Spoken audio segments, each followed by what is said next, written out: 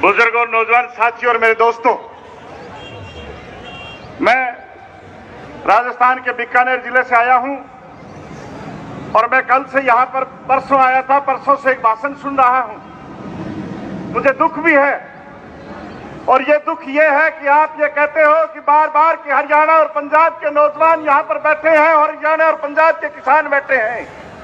मैं आपके निवेदन करना चाहता हूं, आप चैनल से पूछ लीजिए, आप दूसरी जगह से पूछ लीजिए। जब आपने 5 तारीख का बंद का हाईवे जाम का ऐलान किया था तो तब हमने 5 तारीख के लिए 1 तारीख से हमने पीलीबंगा से 500 गाड़ियों में यात्रा शुरू की थी और पीलीबंगा से लेकर हनुमानगढ़ और हनुमानगढ़ से लेकर गंगानगर और गंगानगर से लेकर बीकानेर और बीकानेर से लेकर सीकर और सीकर से लेकर जयपुर तक हम 500 गाड़ियों में गए थे। जब हमने पुलिस ने जयपुर में रोका तो हमसे पूछा कि आप वार्ता कर लीजिए।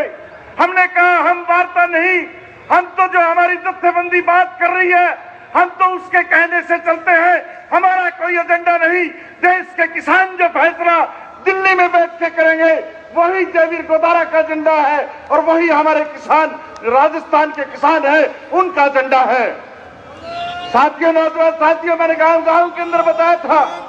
आज के मैं आपसे निवेदन करना चाहता हूं, हमारे हनुमानगढ़, गंगानगर और बीकानेर के यहाँ पर 500 ट्रैक्टर आए हुए हैं। तो आपसे मेरी प्रार्थना है, आप हरियाणा पंजाब का नाम लो तो हमारे राजस्थान का भी नाम लिया करो। हम आपके लिए जान देने के लिए तैयार हैं। साथियों, हमने आपको बार बार उनको भी बताया, गांव में जाकर के बताया कि जब देश में कोरोना था, जब देश में हवाई जहाज नहीं चल रहे थे, जब देश में कॉर्पोरेट बंद था, जब देश में 5 स्टार बंद था, जब देश में उड़न खटोले बंद थे, जब इस देश के अंदर फैक्ट्रियां बंद थी, तो साथियों ऐसी कौन सी नौबत आ गई थी कि आपको 3 मंत्रियों के साथ कानून बनाना पड़ा। हमने बार बार लोगों को जागृत करने का अभियान चलाया हुआ है और वो इसलिए चलाया हुआ साथियों कि हमने कहा जब पूरा देश बंद था, फौज बैरिक में थी और फिर जाकर के कानून बनाया। क्यों बनाया?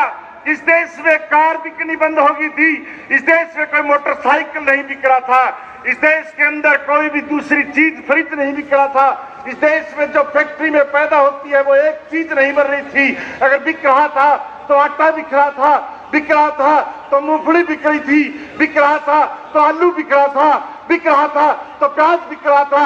जो बिक रहा था, जो इस खाने पीने और जीने के लिए जो चीज होती है वो चीज बिकती थी। इसलिए ये साथियों बड़े बड़े उद्योगपतियों ने तय किया, इस देश में कोई आपत्ति आ जाए, इस देश के अंदर महामारी आ जाए, इस देश में कोई युद्ध हो जाए तो हमारा काम कैसे चलेगा, हमारा बिजनेस 4 गुना कैसे बढ़ेगा।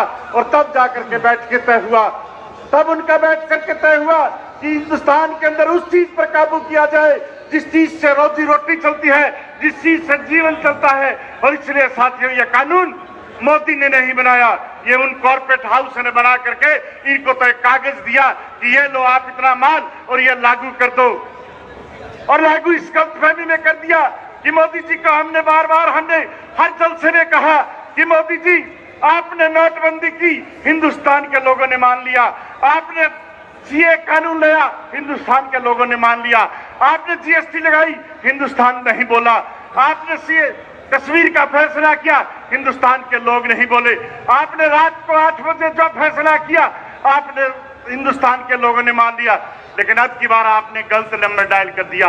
अब की बार आपने हिंदुस्तान के अन्नदाता की गले की तरफ हाथ डाला है और हिंदुस्तान में जिसने भी किसान के हाथ डाला है, किसान की जमीन की तरफ हाथ डाला है, किसान के गले की तरफ हाथ डाला है, आज तक दुनिया के अंदर वो कोई आदमी आज तक वापस सर्वाइव नहीं कर सका।